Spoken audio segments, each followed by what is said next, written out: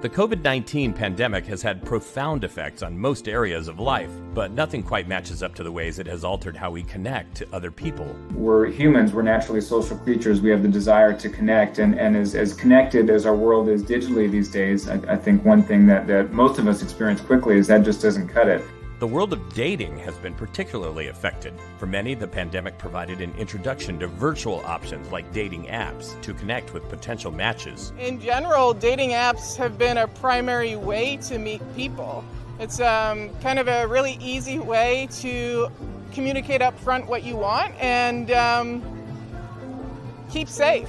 Heightened feelings of loneliness, stress, and uncertainty caused by the pandemic have further complicated the dating process. Many singles are taking on a more intentional approach. When there's a longer opportunity to interact online, whether that's through video or through, through the platform itself in some kind of texting format, people are being much more direct and communicative about important things that they often weren't before. Uncompromising opinions around vaccine status and other COVID-related divides have led to a greater consideration around people's political opinions and other values in a dating context.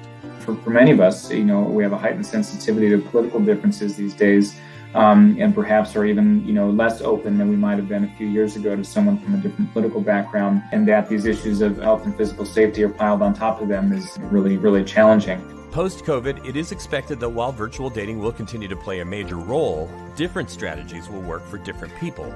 Even experts are expressing uncertainty about what's to come. What does dating look like then? I have no idea. This time period is making people more comfortable with meeting online.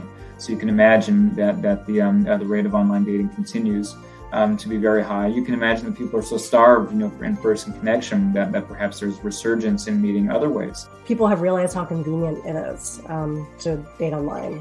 Even though it was Zoom and video, etc., is exhausting. There are a number of people who, especially people who feel more vulnerable meeting someone who they've never met before, who are like, oh, for every date now, I'm definitely going to have a video date first.